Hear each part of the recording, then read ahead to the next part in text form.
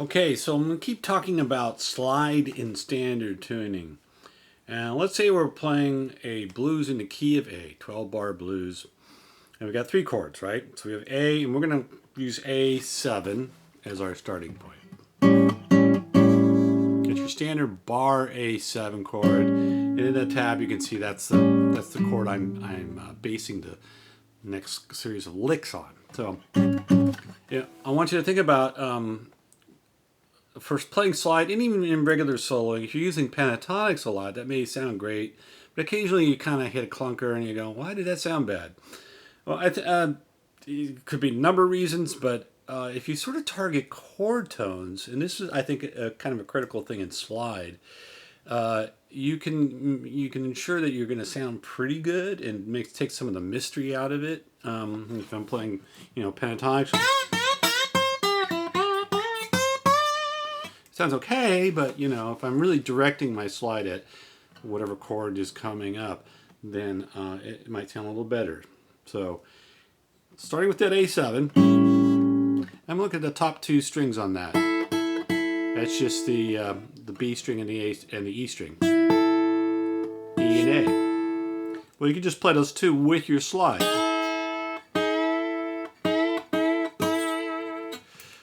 This is example 2. I could slide from the 3rd fret to the 5th fret. And a little vibrato.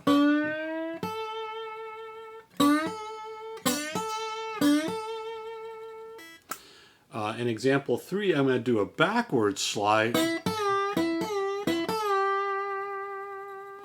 Now what does that do? That takes me out of my chord shape. But that is part of this A7 chord. Specifically, it's the dominant 7th note. So this is a really great little sound you can get.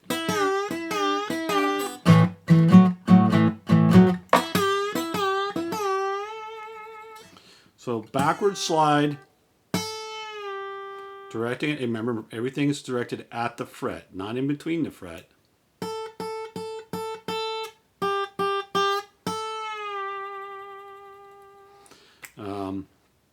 So that's an example. That was example 3.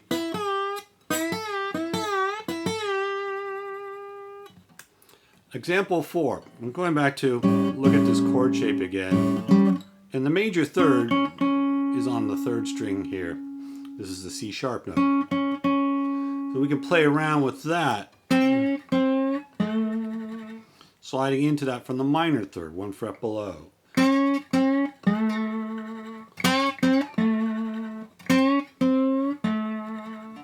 You notice I'm keeping my slide on my pinky, obviously. I've got my hand cupped around. You can check out some of the other videos on the channel about proper slide technique, but I feel obligated to mention it every chance I get, because it's a thing that people forget a lot, and they wonder why they're not getting a good sound. It's having that damping finger on the fretboard, laying right on the strings, that helps get rid of the sounds we don't want to hear. Example 5, I'm still thinking about this chord shape, this A7 chord shape.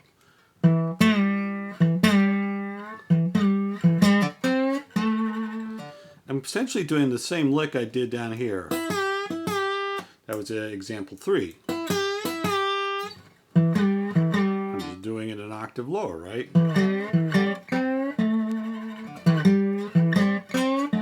But I'm still sort of targeting chord tones.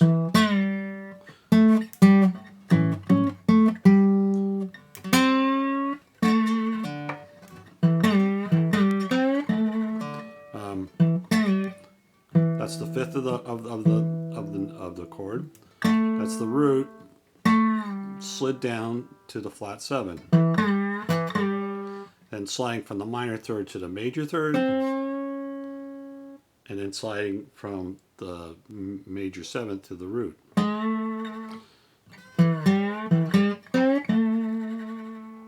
Okay, so that takes care of A7. My next chord is a 4 chord, which would be D. Be D7. In this case, I'm actually going to use D and D9. D9 and D7 are somewhat interchangeable as far as they are both dominant chords. So those are the two chords from example 6. In example 7, I'm just going to slide on the 3rd string's 5th fret to the 7th fret and play the 2nd string. Copious amounts of vibrato will ensue. So,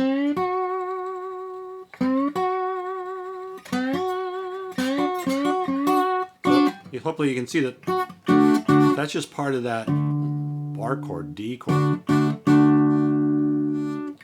And then really just kind of using the 2 strings, the 3rd and 2nd string, because they actually line up with our slide to make some licks. Here's example 8.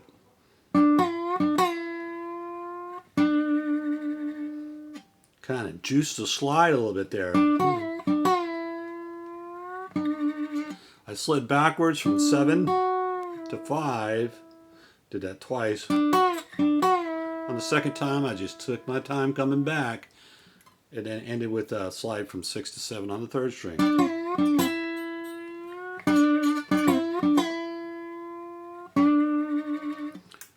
That's the nice thing about slides. You can extend those notes and really kind of milk them for as much as you can get out of them. I could also just play as straight up double stops in example 9. I'm just using, again, those 2 strings.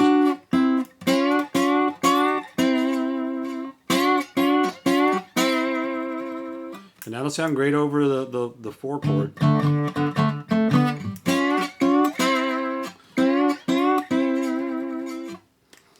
Okay, so sort of a general rule of thumb, anything you can do over the 4 chord, you could do over the 5 chord, but just do it 2 frets up. So if I had a D here and a D9 here, then I just go up 2 frets. There's E major, and E9. So that's example 10. And example 11, I did the same thing that I did in example 7, but I didn't do it with the E chord. Sliding from the 7th fret to the 9th fret, and then playing the 9th fret on the 2nd string.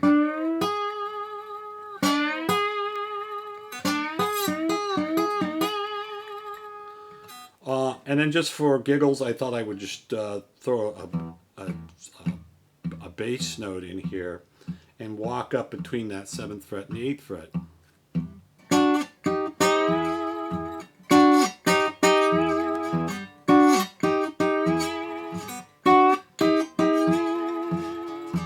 Example 12. So you can see, if you think about your chords, the chord shapes that you already understand, or hopefully understand, or know, think about those as being target notes for your slide. You can always slide in just 1 fret away, going back to my A7 chord.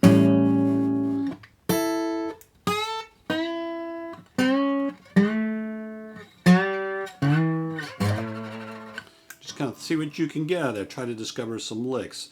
Same thing with your D chord.